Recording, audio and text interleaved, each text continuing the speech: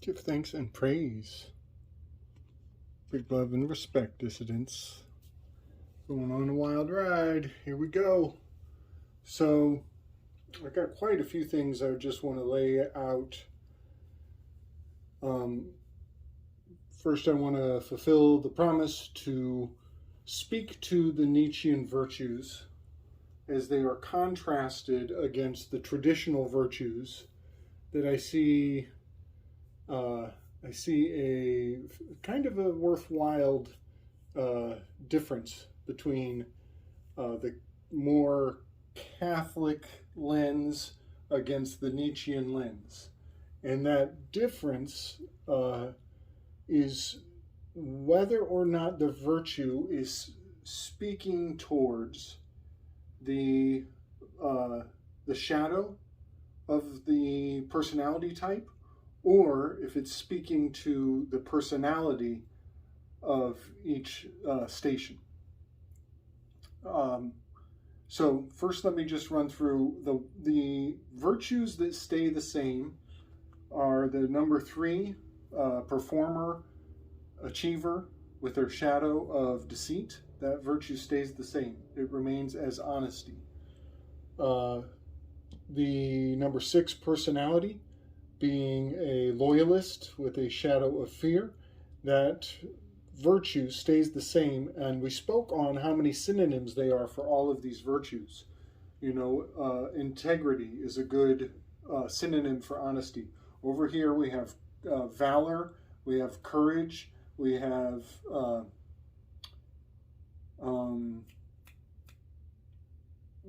I forget the other one. Daring. Valor. Daring is the word I'm trying to remember. Yeah, I forget the other. But as I've said in the past, all of these virtues have synonyms that are just ideal medicine for a 6 personality type, which is a loyalist, person who seeks validation through others. Courage is an ideal virtue for them to develop. And the other virtue that remains the same, unaltered, is number 7, is a enthusiast, sometimes called an epicure, and they have the shadow of glutton. And so if glutton is your shadow or your vice, it is very valuable to practice abstinence, which is ever so subtly contrasted to temperance. Temperance is to say, moderation, some but not too much. Abstinence is to say none at all. Kind of has a totalitarian value to it. So numbers 3, 6, and 7 remain the same in their virtues, only by default, because Nietzsche only listed 7. Nietzsche only developed his philosophy around the 7 virtues. Now, those 7 virtues do, now that I'm thinking about it, they do. They line up with the original 7 sins, because the Enneagram is the 7 sins plus 3 and 6 are added on. The 3 is the deceit, was an added virtue to the 7 sins, and fear, number 6, is a late arrival to the list of 7 virtues. So Nietzsche's virtues that he put forward are sympathy, solitude, wisdom, magnanimity, courtesy, temperance, and I'm pretty sure honesty was on his list, and courage. I'm not sure. I'm pretty sure honesty is on his list. Hold on, I have them written down. I'm just going to fire them off. Honesty, courageousness, wisdom, solitude, sympathy, courtesy, magnanimity.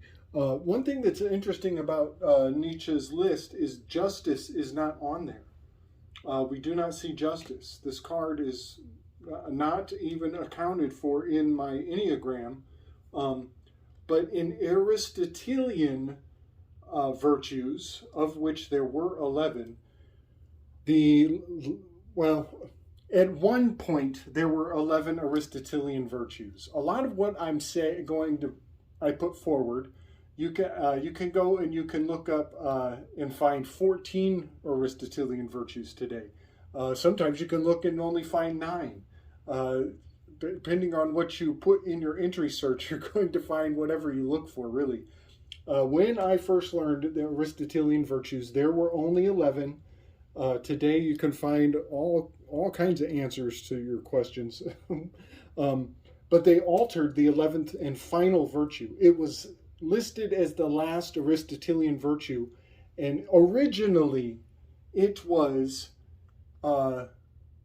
righteous indignity, righteous anger, but called righteous indignity. Today, they have waged a war against the 11th Aristotelian virtue. First, they will call it self-righteous indignation, which is that is circular logic.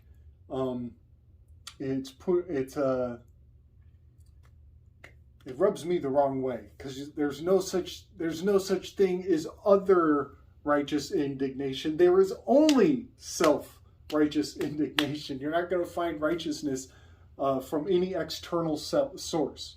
So it's a redundancy to put the word self on it. It's in fact a war on the individual to do so. But then there is another obstacle here, and they have even changed that label. They don't even call it righteous. They don't call it indignation anymore. They call it justice. And that is a tragedy because justice is a captured industry. Again, you are outsourcing your virtue. You're going to other. You're going to go to the courts, Pausanias, and you're going to get some sort of trust, some sort of bond, some sort of othering of your sense of righteousness. You're going to seek validation from someone else, and you're going to go through a pederastic ritual where they're going to hold your hand and treat you like a child so you can get remedy in the world. So righteous indignation needs a reformation, in my opinion, because it has been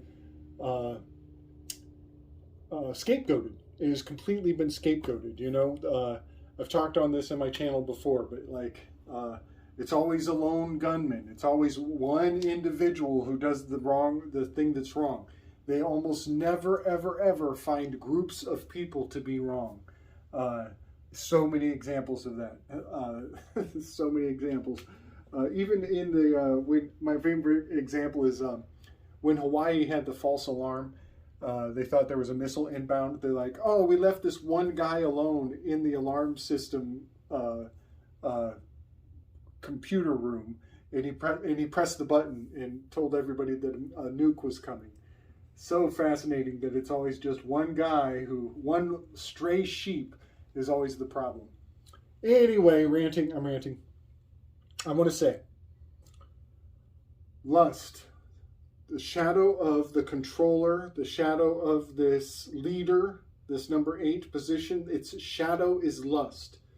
The Catholic remedy, the Catholic lens for the virtue that will cure this number 8 personality persona is chastity. Now, there's something fascinating when you come at it with the Nietzschean virtues, and you find that sympathy is actually the ideal remedy, the ideal virtue for a leader. It is different than chastity. Sympathy and chastity are not the same. This is a very stark contrast. But for a leader, for a controller, for a person with lust, to engage their sympathetic abilities is a very powerful self-development. I don't like the word ascension, but it brings out a higher-minded, more holistic person if they can engage their sympathy. The word chastity is something else. It's not sympathy. It's focusing on the lust aspect of the number 8, whereas sympathy is more has more nutritional value for both sides of the persona. Sympathy is good for a leader. Sympathy is good for a controller. Sympathy is good for a person with a lot of lust. So I just want to put these ideas into the prism that is the Enneagram for consideration. Number 9 is a slothful, they are a balanced peacekeeper with a shadow of sloth, with a shadow of indolence. And the Catholic remedy of virtue for a person with indolence is diligence. And that is great advice. I'm not saying it's bad advice. I'm saying it's coming from a cultural bias. Nietzsche's solution, Nietzsche's counter maneuver to that would be solitude. He actually is kind of fostering that slothful side. He's actually focusing on the strength of the shadow of a balanced peacekeeper with this shadow of indolence. And that is because he had a pessimistic master. His guru was Schopenhauer.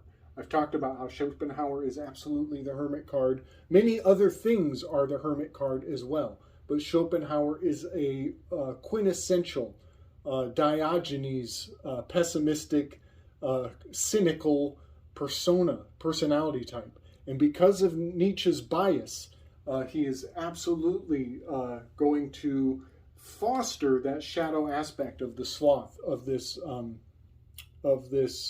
balanced peacekeeper. This is also the old madman in Nietzsche's Thus Spoke Zarathustra, who comes in carrying a lamp into the city and tells everybody that God is dead. Something really profound and fascinating going on, and I'm going to get into how this is also astrological. It is not just personality advice, this is astrological as well, because we're dealing in Virgo here. We're dealing in Boötes, the Great Void. We're dealing with Hades, with Pluto, with Dis, the unseen one. I'm going to get into that in a little bit. But I just wanted to mention that Nietzsche's advice for a number 9 personality type, his choice virtue for them is going to be solitude. The Catholic virtue for a reformer or a perfectionist with a shadow of wrath is patience. And now here, think with me here. Patience is speaking to the shadow of the number 1. Patience is speaking to the wrath. Patience is advice for Aries. Athena, the reformer, the perfectionist side of this personality type, the Tulsi Gabbard of the number 1, is going to excel with wisdom as their virtue. Wisdom is Nietzsche's the virtue that he would replace patience with. And wisdom is Athena's strong suit. Wisdom was basically her name. She was synonymous with wisdom. So gray-eyed Athena in number 1, we are really feeding her highest potential when we recommend wisdom to a reformer, a number 1 personality type. We're fueling her to excel at her strengths. Number 2, humility is the traditional Catholic recommendation of virtue for a number 2 personality type who their shadow would be pride. Humility is speaking directly to their shadow when we recommend humility to a prideful individual. I find it quite fascinating that the word pride has become a trigger nowadays. And number 2 is a giver. This is very much the government. The government needs to be needed. If we don't need the number 2, then they wither away and die. And it is so fascinating that this pride shadow in this giver persona has so much weight on it. There's so much to this. But this is Pausanias in the Symposium. He is the lawyer. He is the lawgiver. I've talked about this before, but this priestess, she always has a scroll. So Pausanias's muse would be Clio. She is the keeper of history. That is common law. He divides two types of law: common law, common Aphrodite, which is the earthly, and then there's a heavenly Aphrodite. He makes two types of law, one for the elites and one for the commoners. It's so fascinating. In his whole diatribe about pederasty is what we practice today in legal systems when you take on a lawyer. They are holding your hand like a child. It's like you're a foster, you need a foster parent to go through this ritual to gain remedy. The word emancipation literally means to be taken out of the care of your parents. It's so profound how emancipation, citizenship, all these things put you in chains. They link you to some outsourcing in search of justice. They give joinder, literally gives joinder. That's what's on the ankles of the Statue of Liberty. You know, Hera is always enchained. Okay. Magnanimity, that is such a fun word. That is the cure. That's the Nietzschean virtue that he would feed to number 2 persona for them to develop to their highest potential. Magnanimity, while it is a fun word, I feel that I should read its definition for people. It's the quality of being magnanimous, a loftiness of spirit, enabling one to bear trouble calmly, to disdain meanness and revenge, and to make sacrifices for worthy ends. A magnanimous act. Another definition here. Magnanimous. Great of mind, elevated above what is low, mean, or ungenerous. Ungenerous. That would be the opposite of the giver. Dictated by or exhibiting nobleness of soul, honorable. And so that honorable aspect is absolutely speaking to law, you know, to remain in honor. So magnanimity is also going to have an aspect of honor, and remaining in honor is a very fascinating way of counterbalancing pridefulness. Another word for magnanimity is, I think, soulfulness. I'm pretty sure that's another word for it. So there's just something fascinating about counterbalancing the pridefulness of a giver with this magnanimity or honorability. Honesty, almost the same word, honesty, to be in honor. That one we won't go into because it remains the same. It's the opposite of deceit. It's very simplistic. I've thought of what is the potential of switching honesty and courage? What is the potential of that? You know, courage would help a deceiver. Courage would be a great thing for a deceiver, and honesty would be a great thing for a person in fear.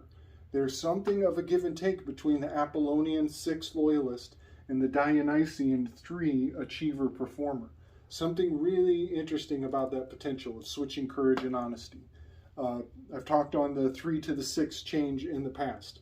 They are countervalent to each other in a most fascinating way, as they were the latest arrivals to the 7 deadly sins. But moving on to courtesy. Courtesy is so close to kindness. There's not much to say about this, but the Catholic lens of the virtue that is the cure for a number 4 persona who is a individual with the shadow of envy. The Catholic recommendation is kindness as a counter to envy. Courtesy is so very close as a counterbalance or a remedy for the vice of envy. They're so similar, I don't really have much to say about it. Temperance stays the same. Temperance is the virtue for an observer with a shadow of greed, a shadow of avarice. Temperance versus avarice. Temperance is a cure or a countermeasure against too much avarice, this number 5 personality type. Courage I've talked about, abstinence stays the same. Now, I'm going to just leave those there. You know, people can take them or leave them, but I do love the idea of the Nietzschean virtues not fueling the shadow, not addressing the shadow as much, that they actually address the virtue, they speak to the highest. I hate the word ascended, honestly. I'm sorry. I do not like the word ascended, but it's the best way to say the opposite of the shadow is the ascended self, to your highest potential self. Nietzsche's virtues, other than solitude, I actually prefer diligence over solitude. So this might be Nietzsche's, this might be his weakness, you know. We might be looking at Nietzsche's own shadow. I like diligence over solitude. But other than that exception, the Nietzschean virtues, I think they really beat out the Catholic derivatives of the same concept. So I just wanted to put them all on offer for folks. Take them or leave them, but they are very good advice if you are delving into the Enneagram on whatever level. Now, I want to get really weird. I have to get really weird because something really weird is happening. This project is taking on a most fascinating life. And so we're going to set the virtues aside. This might be the end of this arrangement on the board. I'm not sure yet. I know I keep saying I might do that. I do want to walk away from the symposium, but my discoveries around Socrates and the fact that he is Set, S-E-T, Arcos. If anybody has not seen my last video, discovered that the donkey god is in fact here in the Cancer. It's the donkey is the keystone. The Dawn's key is the keystone. Cancer constellation in the zodiac is in fact where the ass is. There are 2 asses, in fact, in that location. Something really far out is going on with that. Now, keep in mind, Socrates is the elder of the, he's the war veteran, he's the elder in the symposium. Cancer constellation is the most faded of all the zodiac signs. It's very faint. And Calliope, his muse, is also the eldest of all the 9 muses. She is the matriarch. Socrates is the mystagogue of science. He's the midwife of ideas, the midwife of philosophy, the handmaiden of concepts. He loves to help others to draw and birth ideas out of other people. And there's something profound about that because of Cancer's orientation on the zodiac. It's at the pinnacle of how many people line up their zodiac. There is so much to what I'm saying here. And if you haven't seen my previous videos, Socrates in his death scene, he's literally reaching for the cup of hemlock so he can give his last words before he commits suicide by civil decree. There's something fascinating about that truism, and it has to do with scientific optimism. Friedrich Nietzsche, who doesn't necessarily have a place on this board, I see him very much as this Magi card, as he is walking between the act trines and the feeling trines. Friedrich Nietzsche is he's the mystagogue of instinct. We'll say that. He is the mystagogue of instinct. And he had Socrates on his shoulder every day of his life. And he accused Socrates of scientific optimism. And this idea that if we just remain as king, if we just remain in a questioning a state of perpetual doubt, and behave with the presumption that everybody around us owes us answers constantly, that keeps everybody in our presence indebted to us for to answer our questions. There's something really next level going on here about scientific optimism, because what I've discovered with this arrangement of the tarot cards has a lot to do with Voltaire.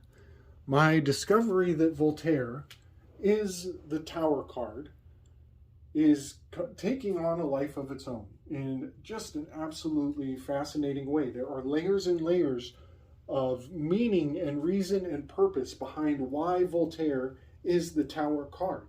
And at first, I was convinced enough when I learned that Voltaire was in the Bastille many times. He was accused of sparking off the French Revolution. And it's very likely he influenced Marquis de Sade. Marquis de Sade was in the Bastille as well, and he was using a drain pipe to fuel the fire that sparked off the revolution. He was screaming through this piss pipe that they were killing people in the Bastille, and that the people, the mundane crowd, should converge and burn down the Bastille and set these people free. There's way more to it. That is a complete oversimplification of the dynamics of what really happened in those events. I'm just giving the Cliff Note version. There is so much reason for him to already be the Tower card. Most Tower cards have a volt of electricity striking the tower. French word for tower is terre. His name is the visual pun that is every single Tower card you've ever looked at. Also, there's always a fall guy. There are fall guys involved. So those are the senators. They have ascended the tower, and now they're going through a fall because they've been accused of doing violence to the prisoners. There is something really far out going on. I have learned about Voltaire's poem regarding the Lisbon earthquake of 1755. And what an absolute world-altering event that was in its day. I'm going to read a section out of Voltaire's poem on the destruction of Lisbon, and I want to just put forward so many ingredients from this card in particular. This card, more than other tarot cards, the Thoth Tower card, really catches the spirit of this poem even more so. But what I want to convey to everybody for consideration is the fact that this adjustment card is right next to the Tower card. I put it there in concordance to the Enneagram, the 1, 2, 3 division points. I put it there in the beginning of this project. I had no idea how much it would lead me to learn about the relationship of Jean-Jacques Rousseau, the moral tarantula. Nietzsche's label for Rousseau is the moral tarantula. This card looks like a tarantula when you put its face right up against the freaking tarantula's face. One of Jean-Jacques Rousseau's quotes was, "Man is free, but everywhere he goes, he is in chains." This card is the only adjustment card with the chains, exaggerated chains, relating to this character. So Jean-Jacques Rousseau was a moralist. He was an extreme moralist. He was very emotional, and that kind of pulls on me a little, because we're in the thinking and the doing quadrant. But if we consider this division line is actually pointing at the heart of the feel group, the spear of this triangle that this particular adjustment card is holding is pointing right at the number 3, right at the heart of the feel achiever performer with the shadow of deceit. And what I'm getting at, the reason why this seems important is because Jean-Jacques Rousseau and Voltaire had a very acrimonious relationship. It was a powerful love-hate relationship. It was, and it went back and forth. They bumped heads, and then on certain issues, when shit got crazy, they came together and they saw eye to eye, but only out of necessity.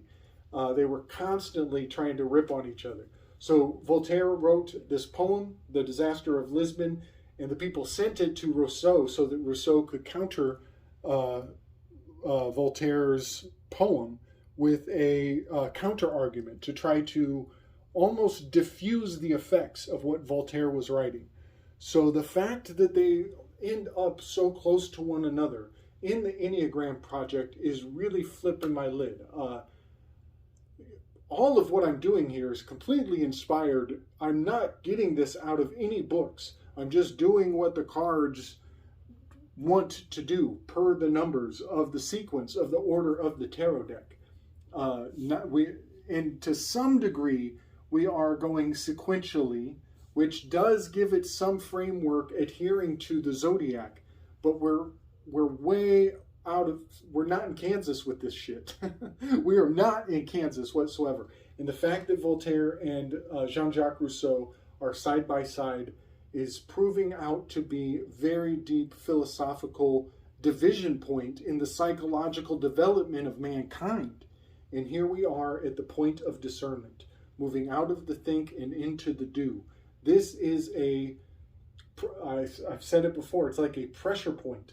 If this is the human homunculus, this pressure point is where you would want to strike in order to have control of the ship, to steer the donkey wheel of humanity. If you're going to steer the donkey wheel, you're going to want to have Socrates in your pocket. You're going to want to have Voltaire, a strong grasp and apprehension for their philosophy, and you're going to want Jean-Jacques Rousseau to play the bad guy.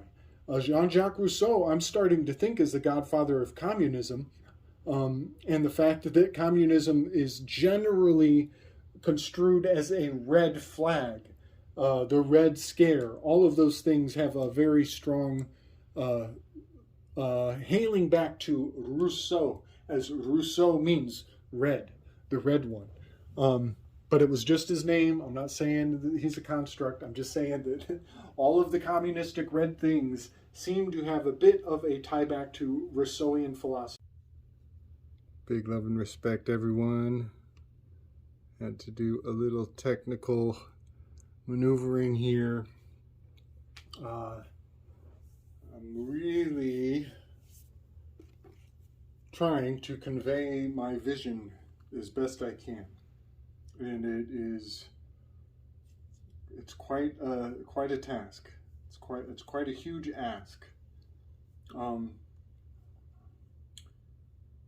Voltaire is the Tower card, not just because of the storming of the Bastille. It's very clear to me when you look at images of Marquis de Sade, and he's screaming down the piss pipe to spark the revolution, to rabble-rouse the masses and get them to burn down that building. There is literally a foghorn. There's an extremely loud yelling voice in this card in particular that is helping the chaos of the effects of the card.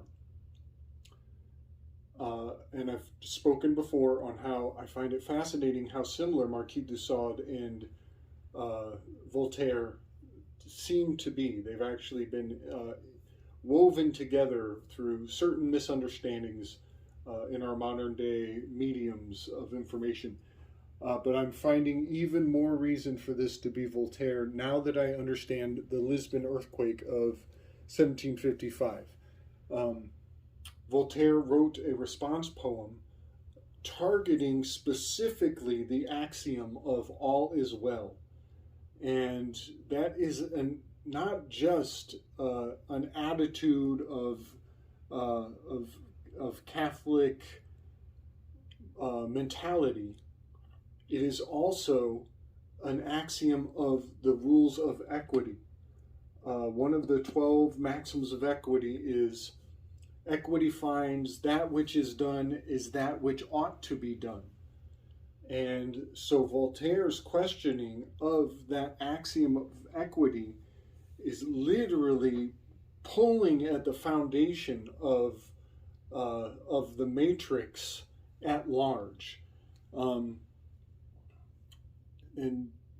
my words are always an oversimplification, just for the sake of conveying my intention onto the Slick Dissident Shared Learning Experience records.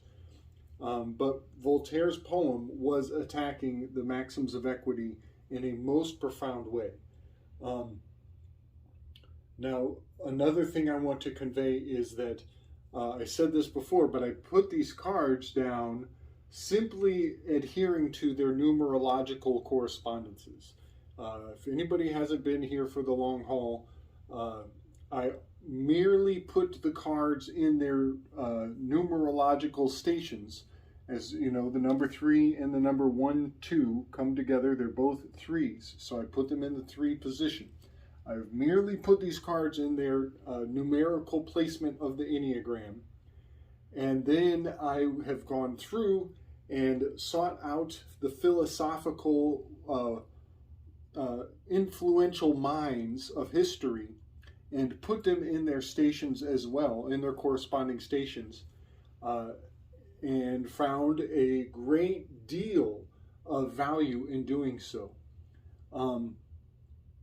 And then also weaving in the symposium is another layer of what we're seeing here. And of course, I brought forward all of the muses of the characters of the symposium. So there is so much information layered onto this Enneagram project. It's quite profound. It's quite a lot of information to keep in order. But order is by definition the 9 heavenly realms. What is really tripping my trigger is having Jean-Jacques Rousseau, the moral tarantula, in this position so close to Voltaire. Because Voltaire wrote this poem I'm about to read on the Lisbon earthquake, and the influential minds of that time took the poem to Jean-Jacques Rousseau and requested that he write a response to the poem. And Rousseau, his response was basically, people shouldn't be living in cities. We wouldn't have thousands of people die in a single earthquake if you guys would go back to agrarian lifestyle and move back out into the country. We shouldn't be in cities with tons and tons of rock hovering over our head every time we go to mass. We should be out working the fields. So that was kind of his response, was a return to nature kind of sentimentality. Now, Jean-Jacques Rousseau was a feeler. He was not such a strict Enlightenment mentality. He was a little bit of an anti-philosophe. He accused all of these philosophers of post hoc rationalization of their own grandeur, keeping themselves removed from society and unsentimental, completely separated from their heart center and way too mind oriented. What is really tripping my trigger? So if he is sentimental, his position up here between the do and the think doesn't make much sense. He really belongs in the heart. And what is really getting me is this spear, the shape of this spear. The 7-8-3 grouping is the most aggressive of the trines. We have the most passive is the 1-2-6s. The most withdrawn or removed from are the 5-4s and the 9s. The 7-8s and the 3s are the most, you could call them extroverted. The most extroverted of the personalities are the enthusiasts, the controllers, and the performers. And this is really hitting a chord for me, knowing that Jean-Jacques Rousseau is being, his entire mentality, his sentimentality is being reinvigorated in culture today. 783 is the Schumann resonance. 7.83 is generally the Schumann resonance. This goes up and down. This will fluctuate. Everybody should know about the Schumann resonance, but 783 is the general value of the Schumann resonance. By the way, big ups to Rob out there for mentioning this recently. It really hit a chord because we have the social justice warrior movement, the Rousseaus, this communism, the Red Scare, is being reinstilled into the collective mind of the masses, and they are pulling at heartstrings in a very manipulative way, we'll say that. And the countermeasure against it is very much this Voltaire movement, this independent, kind of a rebel spirit, perpetually in a questioning position. There's something really next level about the social justice warriors being this Rousseau sentimentality mindset, and its lineage to communism, and the Voltaire being the antithesis of that still today. And in fact, it is just kind of blowing my mind what these philosophical conundrums that were unresolved even in these people's lifetimes. These philosophical conundrums were unresolved, and still today there are echoes and ripples and vibrations and reenactments of these controversies in mass, in ways that are beyond me to convey. So I'm going to read Voltaire's poem. I just want people to maybe consider what I'm seeing with the fact that this tower card in particular, you could use any tower card from any tarot deck and you'll still get ingredients of Voltaire, but this tower card in particular is really brought forth by this poem that Voltaire wrote after the Lisbon Fire, 1755. Lisbon earthquake, disaster, we'll say, because it was both an earthquake, a tidal wave, and a fire. So we actually, that's very interesting. There were three elements of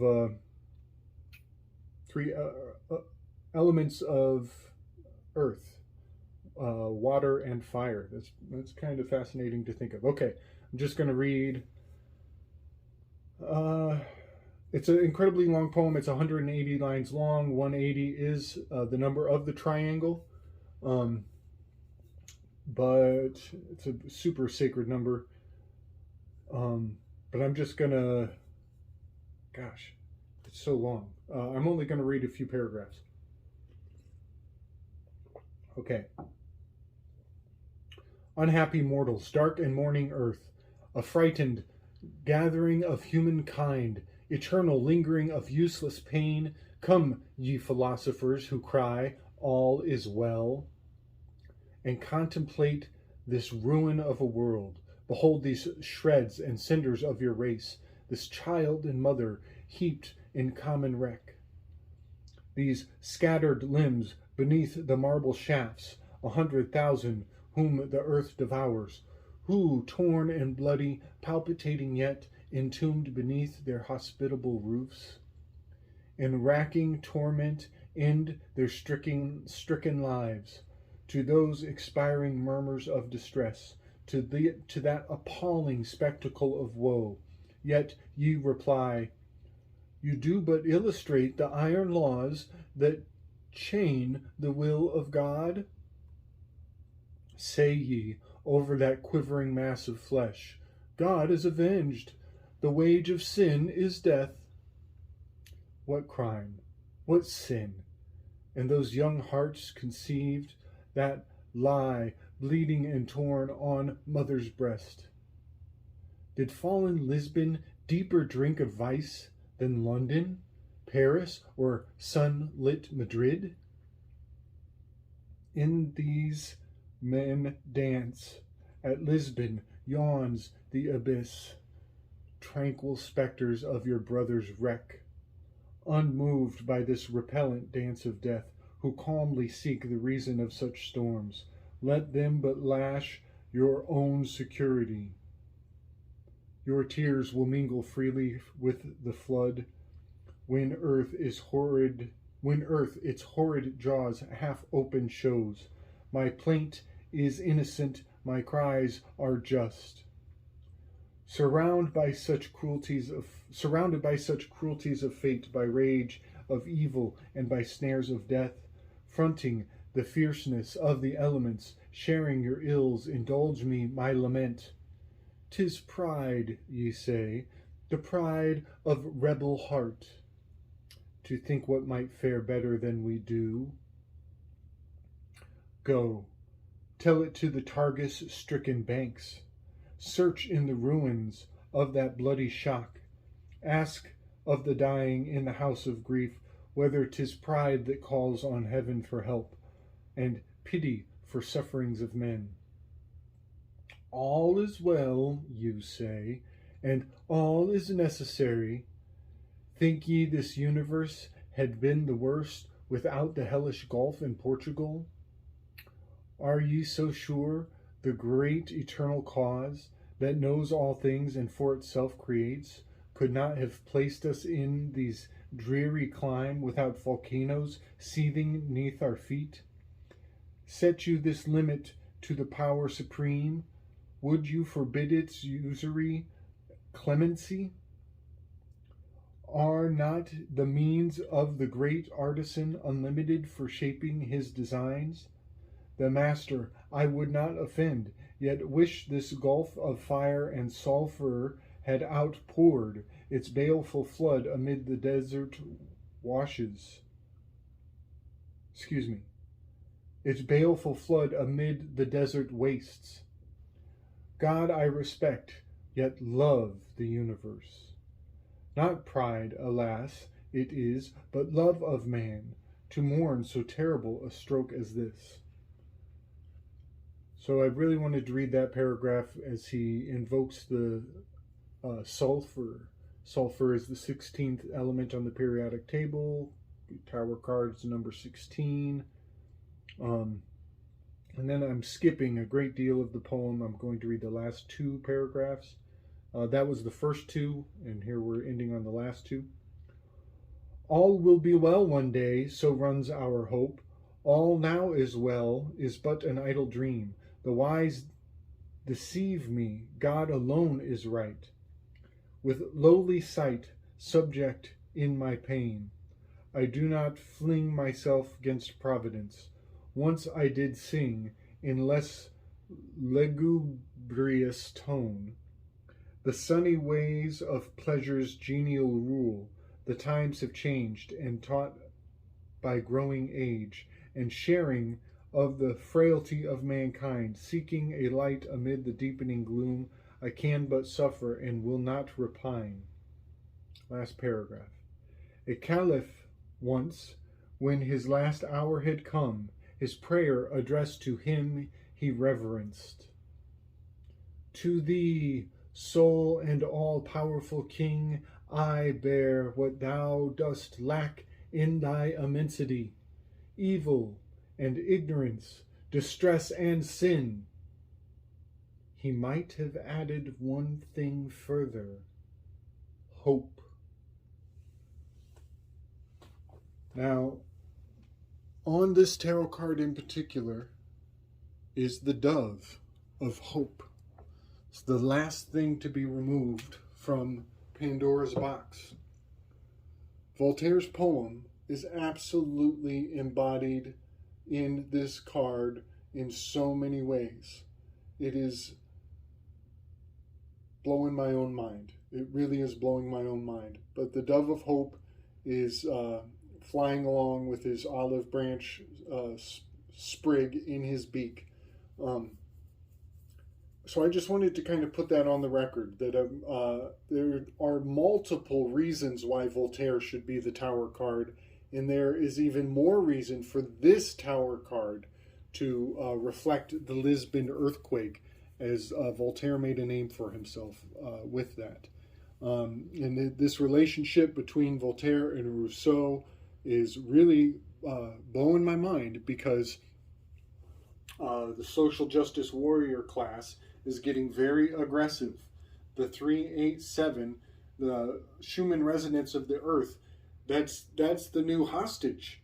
The earth is being held hostage by by the social justice warriors, who are claiming that they need to save Earth from the scientific optimism that has taken hold since Voltaire's movement, since the Enlightenment.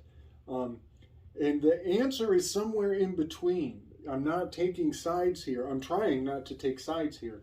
I just want to put a light on this Schumann resonance 783, the reason why Crowley adjusted the adjustment card, and even the shape of this, the Great Diamond. The adjustment card is the Great Diamond, which is an asterism in Vertigo. It is between Spica, Arcturus, the nose of the lion, and a fourth corner. That is the Great Diamond, that is the adjustment card. But if you cut the diamond in half, you actually get this equilateral triangle, which is the 369. So the anatomical impeccability of this card fits into the 369 equilateral triangle of the Enneagram in an absolutely fascinating way. It just slides in like a hand in a glove. And it's really tripping me out how the adjustment that was made with this card is telling me in many more ways than one that it does belong here. Because I believe that overall Crowley's his agenda was to drag America into the one world court in Kings County, New York, ground zero, so to say. So there's something really fascinating going on here. And then next I'm going to talk about Alcibiades, I'll Sit by Hades, and his Playboy reputation, and how Jeffrey Epstein and Ghislaine Maxwell are completely reenacting, they're reinvigorating this controversy of Alcibiades, which was used in Greece in Aristophanes' playwriting. This idea of a corrupted youth, or a corrupted, lustful generation, was used to target Socrates and this mystagogue of reason. So there's something fascinating about the echoes of the world stage drumming up animosity on this lustful, controlling Alcibiades persona, who is Jeffrey Epstein, so that they can target the reason, the Rhea's son, the son of Rhea, this Jupiterian spirit of the enthusiast with the shadow of glutton. And then we're going to talk about the anatomical impeccability of putting Plato, Pluto, Urania, Hades in this position of number 9. And essentially we're going to talk about this symposium maybe being the seating arrangement of Valhalla, where there is an empty position awaiting for the loyalist with the shadow of fear to arrive. Okay, everybody, big love and respect. Hope everybody's having a lovely, wonderful spring. Keep your optimism dialed up to 1,000. You're going to need it. Things are getting a little bit shaky out there as they've targeted the mass homunculus of our minds. But we've got the roadmap here. We've got the plans to the Death Star. We're going to keep our discernment dialed up to a 9, maybe an 11, somewhere in between. Big love, everybody. Much strength and wisdom.